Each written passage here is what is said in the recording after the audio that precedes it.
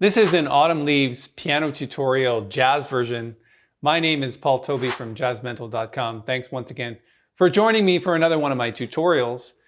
The tune Autumn Leaves made my list of top 10 most requested jazz songs. If you missed that video, please, I'm going to put a link up here. You can go visit that. And what I was intending to do is for each of those top 10 requested songs, make a playlist on how to play each of them. So this is the first in our playlist for Autumn Leaves. And what we're going to do in this video is we're going to tear apart the tune. We're going to learn it together, show you some chord voicings, talk about the structure of the tune, and we're going to see how far we can get. And let's get started right now.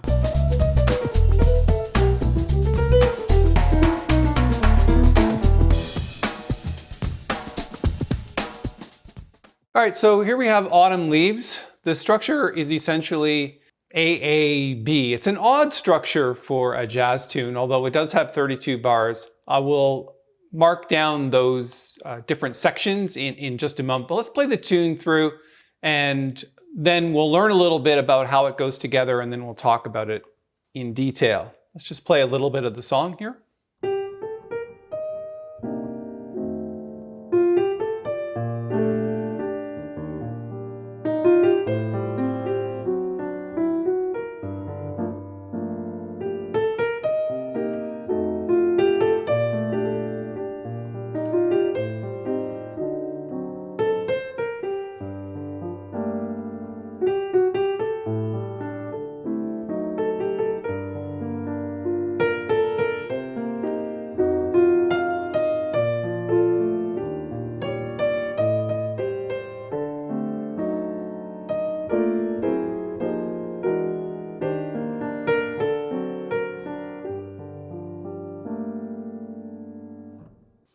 All right, so like I said, in terms of structure, we essentially have, this is an A section,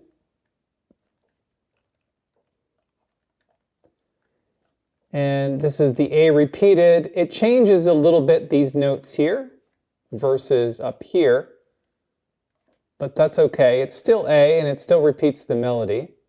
And then it goes on to B section, and then it's different all the way through, but you could really call this C. So maybe A, A, B, C in terms of structure. Now, like I said before, that's a bit of an odd structure for a jazz tune, but that's okay. We can work with that. So what we're going to do now is let's tackle the first A section. And the thing that's interesting about this is it uses every root note in the scale. So if we're in the key of B flat, the scale is essentially this. And if you notice, there is a chord for every note in the scale. There is a B flat chord, a C minor chord, a D7 flat 9 chord, an E flat chord, an F, a G, an A, and a B flat. And all of these chords create what we call cycle of fifth. So if we go from C to F to B flat, it just goes down in fifths.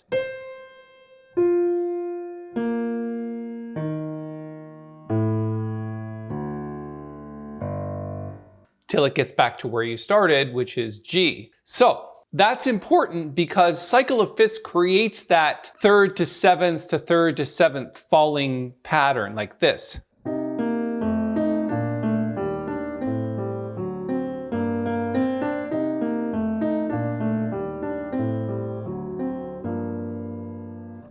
And if you just played that, that's cool in and of itself, although it might get kind of boring playing that over and over again.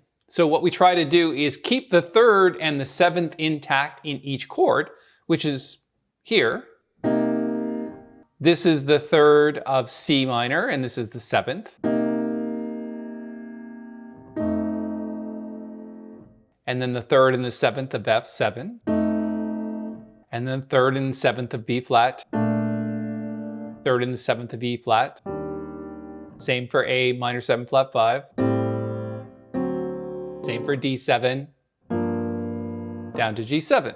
So taking that and you want to expand on it, what we can do is we can start to find other notes out of the scale or upper structure notes that make the chords a little more rich. And we'll mark that in as we go through.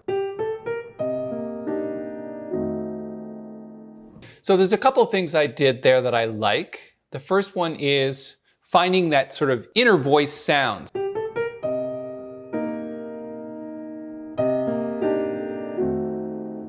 So the G falling to the F sharp. So what we can do is we can write that in here.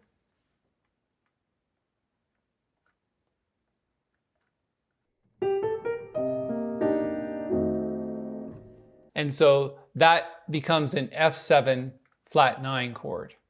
So you can write it F sharp or G flat, it depends on how you'd like to write it, or the N harmonics of it. Let's go on to the B flat major 7. So we have the A falling to the G to make that inner voice here.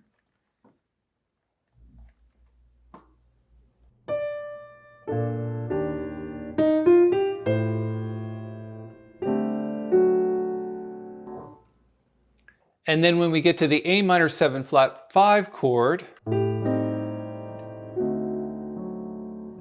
we can again fall from the G to the F sharp.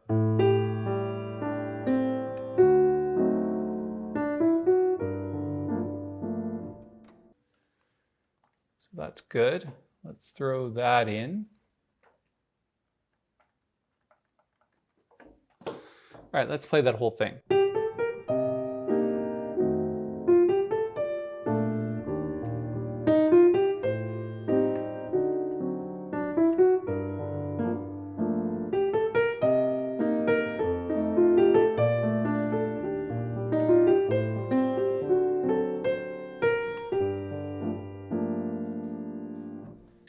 All right, that sounds pretty good so far. Let's move on to the next section. See how we do with that. Okay, so here we are at the next section. So we did 2 A's, now we're at a B section. So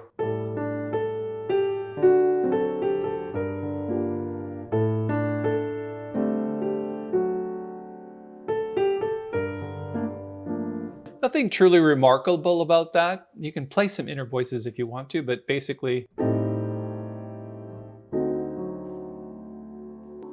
those work as chord voicings.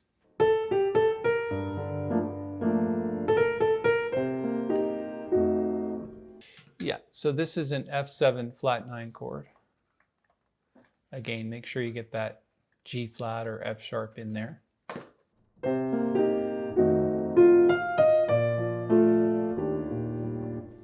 And I added an extra chord there. So it goes to E flat major 7.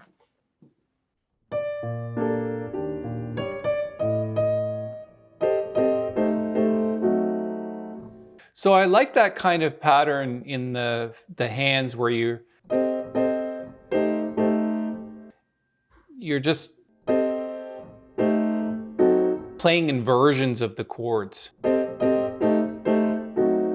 And that's a D7 flat 9 chord.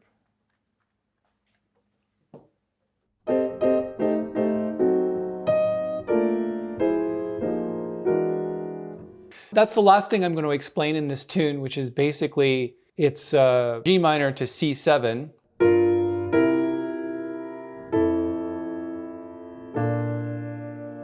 But it's using the tritone substitution. So instead of C7, it's doing G flat 7. So from C to G flat is a tritone, and you can just, they have the same tritone in the chord, so that's what it's doing. It's just descending in half tones.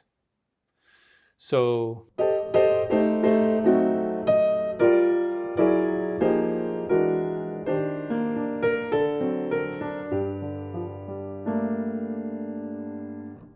so the plan with this now is to take those chords, put them into the arrangement, and then I'm going to write a bass line and some drums to go along with it. And then that will take us into the next song in this playlist. So again, this is the Autumn Leaves piano tutorial jazz version, and there's going to be at least 3 or 4 other Autumn Leaves tutorials in this series. They're all about 10 minutes long. So I hope you enjoy it. Let me know if you have any questions or comments about it, and if you want me to actually dive into something in the tune specific, and you want to ask a specific question about the chords or the voicings or soloing or whatever, just write them in the comments below, and I'll be sure to answer you and maybe even make a video about it. So thanks so much for your time.